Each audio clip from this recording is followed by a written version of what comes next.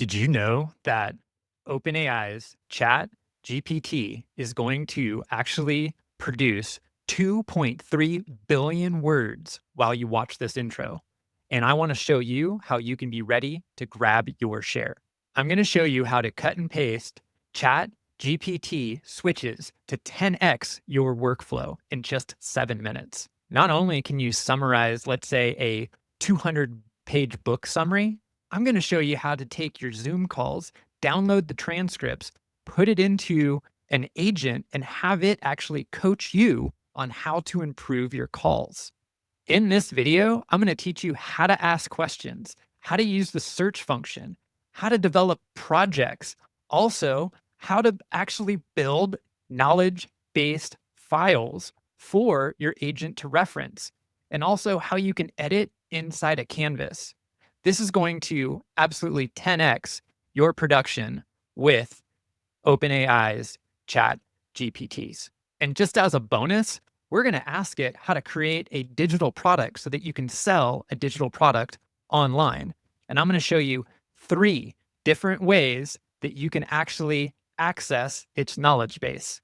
All right, welcome to Chat GPT. And this over here on the sidebar, these are a bunch of various different custom GPTs that I've built, but let's just start off with 4.0 and simply asking a question.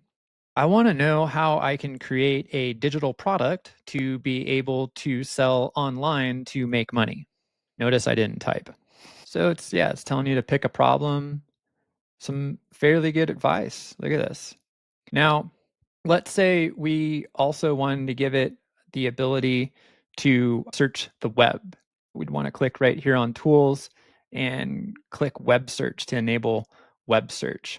So, but this is a great little outline. You know, it's like having a little consultant. Now, let's open up a different window and let's go over to that one. Let me pop over there. There I am. And let's go into, let's say, a custom one. Let's go with the ultimate business coach. And it just asked me right here, like, get started. So let's get started. And it's already prompted, right? It's going to ask me a couple questions here. First up, what's your big promise? You know, what are we looking to do? Let's just say, like, I'm actually just looking to create a digital product that I can sell online. Can you help me with that? Absolutely. Oh, look at it. It's firing off. Yes. Help you shape a digital product that's sellable and scalable and aligned with your expertise. What kind of result or transformation are we looking? So it's starting to guide me, right? Where the other one, if we go back over to this one, it just kind of started rattling off just random stuff. So you can see the difference, right, between a custom one, which is, you know, not overloading you with information up front. It's trying to get more information because that's the way it's prompted to extract what you want so that it gives you not just a bunch of random stuff like this did, so that it actually gives you precise things. So that's the difference between, you know, just asking it a question and having a custom GPT that is pre-prompted to answer questions. Let's see if it can. We'll turn on web search this time and we'll just ask it, what would Alex Hermosi tell me to launch? Did he just make a big announcement recently? Look at that. Straight up pulled up that he just announced that he launched a new book because I turned on web search. So as you can see, this is based on the typical teachings of Alex, tells you a couple different principles there. And it's all just because I came in here, turned on web search. So you can forget about maybe using Google, and you can actually just use OpenAI's agents now to go get you customized information. So now what I'm going to do is that we know that Alex just announced a new book that's coming out. I'm going to ask it, hey, I see Alex just had a big announcement. Can you craft a tweet for me to be able to post on x.com that encapsulates what just transpired? And let's see what it comes up with. So it comes up with like a generic tweet. It puts some emojis in there. I don't, I would never, I don't even know where long dashes like this exist on the keyboard itself. So that's usually a tell sign that somebody's using AI to create content when those pop up. But yeah, let's see if we can get this more into my own voice. So what we're going to use for developing a tweet responder is projects. And so I'm going to scroll down here and you'll see this little tab. It says new projects. And just to kind of give you a glimpse into what a project might look like, here's Iman's digital product creator. We could ask it the same question, but it's already got special instructions to know how to create essentially a digital product from the user's interaction. So let's ask it the same question. I'm looking to create a digital product to be able to sell to my audience online. Please let me know the first few steps to doing this. Pretty cool detailed thing. Like it even came up with the minimal viable product and it's giving you next steps too. Would you like me to walk you through the offer builder? And essentially, this is the same prompting that they sold in their launch for this product. So this is, you can kind of see exactly how that works. So what you can see here is I took everything that it created and I just had it put it into a text box. So I can just simply cut and paste it into a system prompt. So I just want to quickly show you like the difference between something that was pre-prompted and then what it looked like when it wasn't pre-prompted at all, right? It's just like it just starts going off with some generic stuff. Essentially, this was the same question, and this is more targeted in accordance to an outcome that you're trying to get from the inline user. Okay, so we're back over here where the original screen where we asked just the difference between asking the question without web search and then turning web search on, and it found Alex's new launch. And then it gave me this really cheesy tweet down here, right? And this doesn't sound anything like me, and it has these stupid M dashes. So I'm going to create a project to fix this and show you how to do it. So I'm going to show you a quick little hack, and I think you're going to love this. So I'm going to click up here, but I'm actually going to use what I put here in the instructions. So check this out, because I don't like typing.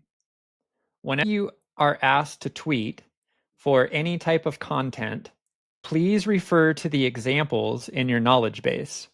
To influence the style and belief, please don't ever use emojis or hashtags, and never use the long M dashes. Maintain the voice of the user specified in the knowledge base, as well as in your system prompting. Also, always maintain that tone of voice. And whenever you have a question, refer to the examples given to you in your knowledge base. Make sure that when you are writing content, every line or sentence should be its own line, like a full line break. So we could just cut and paste that, but I'm going to do one extra trick. So let's cut it. I'm going to open up a new tab, and then I have my own prompted AI prompt optimizer that I built. Check this out. Understood. I'll break down optimize. Check it out. So it's reviewing what I just vibe coded, and then it's optimizing the prompt. And see, it's here, it's giving it a score. Again, this is all individual prompting that happens inside these custom agents that are back behind there. And then it's also telling me here what it would consider doing to make it like a 10 out of 10. Go ahead and optimize this prompt and make it an absolute 11 out of 10. Put it in a text box so that I can cut and paste it into a project file. Doesn't this just make it so much easier just talking instead of typing? So this is what a text box is, so that you can just copy it right here. And you're going to see, yeah, looks like it's all done. So we just go copy. We come back over to our instructions. We paste, save, I don't know if this is going to work because it's in a different window, but I was over here on Grok and essentially I was asking it who its top tweeters were. And so what I'm going to do is I'm going to copy that and I'm going to come back over to here and I'm going to vibe code again. All right, looking at your system instructions, I have a document or actually something I'm going to paste into this chat that I'd like you to create as a knowledge base for references to what good tweet copy looks like. I'll check this out and go here. And I'm just going to paste what I got from Grok right there. And it's referencing like Hermosi, Cynic, Cardone, Russell. Yeah, it's got all these people in here. So let's see what it comes up with. Nice. So what I'm going to ask it to do is, okay, perfect. Can you take that Ian Kirk X post knowledge base and make sure to put it in the canvas so that I can download it as a markdown document? And there's a lot of people that they'll do knowledge bases with like PDFs. And I've just found that the agents have a really hard time getting through it in a PDF format. You always want to have a knowledge base in Markdown because it's able to access and read the information quicker. This is amazing. Check this out. So this is the whole knowledge base. I mean, it just created all of this over here in a canvas, and then you could copy it. But I'm just going to actually download it, and you could make it into a PDF. But I just like it in Markdown. Okay, and then what I'm going to do is close out of this, and I'm going to come back into the project right here, and I'm going to add it as a file. Boom, perfect. And then when you're in projects, I always like asking it, this question, just a separate tweet or whatever. It's just going to start a whole new chat right here. I want you to go ahead. We're going to want to make this O3. And if you want to know why, comment below. What I need you to do is to go through your system prompt and make sure that it is optimized for you to be able to access your knowledge base, which is in a markdown format. Please do that and let me know if there are any changes we need to make to your system prompting, or if there's correlations that we need to make in the system prompting to allow you to access the knowledge base so that you can have an optimum output for the inline user. So much easier than typing. So check it out. It's reading the document, and this is what O3 does, right? It tells you what it's doing, which is really cool. You can read. So see, it's understanding exactly what I wanted it to do, and it takes longer. Already covered, retrieval path, conflicts, markdown. So the markdown is encouraging hashtags. So see, it found conflicts. This wins. Please make sure that this wins, and any contradictory material, such as giving 1 to 2 hashtags per post or ever using any type of M dash, is eliminated from your memory. So I put system prompt wins, and we'll just go return, go back up, return, and we want to put this in there so that it separates it. Bottom line, access mechanisms are already in place, only action item to resolve. That's all it was. So I think we got it dialed. Please let me know that these changes have been implemented. It's looking like it's all done. So now let's go back into our project, tweets. Okay. And we're going to turn on web search. And then we're going to ask it the same question that we asked before. And I got to go back and look at the verbiage. Okay, so I found the chat right here. Instead of vibe coding it, I'm just going to copy it. And then I'm going to come over here and I have web search turned on. It has my instructions and it has my project knowledge base. So let's just see how this works. I'm going to paste in the same instructions and see what it does. I only put Alex. I wonder Is it going to even know that that's Alex Hermosi? All right, so I'm just going to clear that up for it because it's probably like, Alex who? So see, it knows the voice of Ian. I need to check that Alex Hermosi's big announcement, his next book. See how it's telling you with the O3 model that what it's doing? Ooh, now it's searching YouTube. Your treat, your tweet ready to post. See how there's no more these stupid dashes? It just said, doo-doo. No emojis. Context. There we go. I wonder if it could do a thread. Can you create a thread for Twitter that goes over the 10 biggest takeaways in each of his past 2 books? So I asked it to create a thread, and if you notice the output right here, everything's on a separate line like I asked it to be. It's in the structure that it was prompted to essentially do. So now let's see if it can come up with a thread as well. Here she goes. All right. So here it's doing a cut and paste thread. It knows me all too well. I'm all about the cut and paste. So it's giving me each tweet as an offer, which is really cool. So it gave me a string of cut and paste ones. And if you follow me on Twitter, go ahead and like them and comment on this that you saw this on YouTube. But I'm going to post these onto my X account, which I've never really even posted that much to. So I don't have a lot of followers on there, but this is a great way to jump on the bandwagon with a new release for Alex and hopefully get some cross-pollination traffic, right? Ooh, I almost forgot. Gonna show you the Zoom review thing here that I created to go through transcripts from Zoom calls. And so the system prompt here is again in a project file.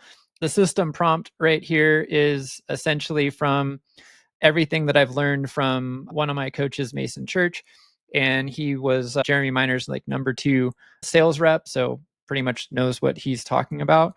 And I put a bunch of prompting in here for him. And then what I did is I took all of his course material and put it into Markdown format and made it into a knowledge base. And of course, the system instructions access the knowledge base because it's been used in a project. And what you can see is I have different chats here where it is going over like discovery calls.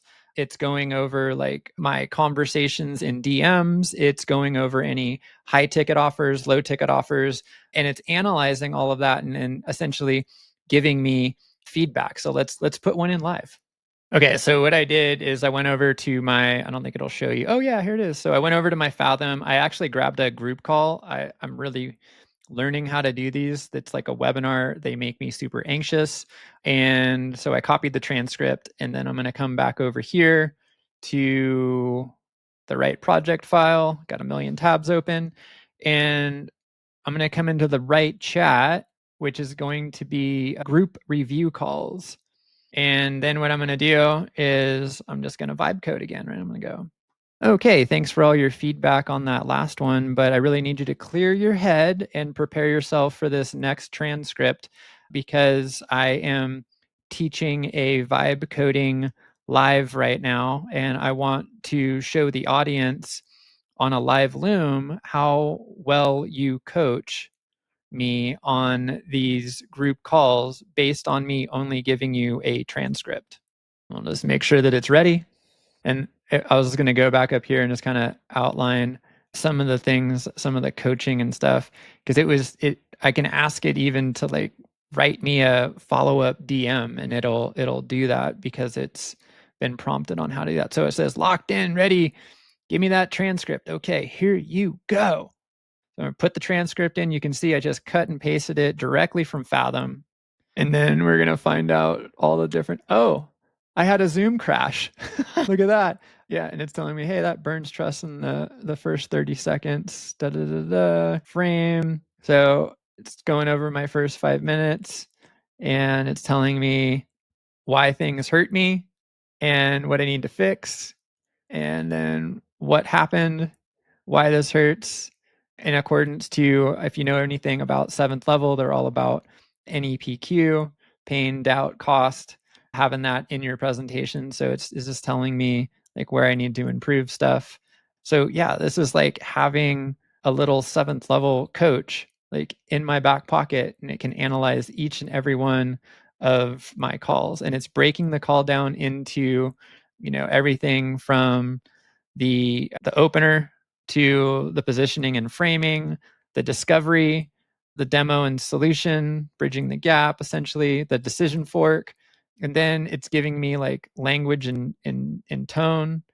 And then it's just giving me some suggestions on what I could have done in slide 7. So, and then it's giving me my tweaks for next call. So really cool, right? Let's rewrite my first tweet to allude to the fact that I got so much out of his last 2 books.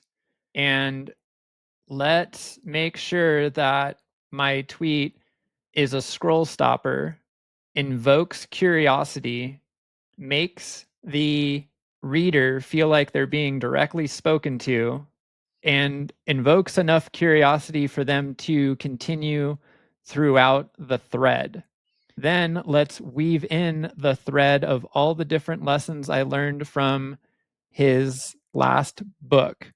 So we need 2 different tweets here that we're going to A/B test, so to speak, to see which one you do better. Both are about his announcement of his new book, but that initial tweet has to stimulate enough curiosity for people to move through the entire thread and read each one of the lessons I learned in the offers book as well as the leads book.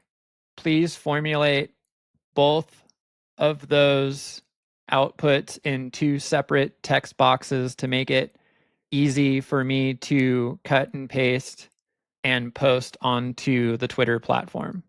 Just like I'm saying, man, way easier than typing, way easier than typing.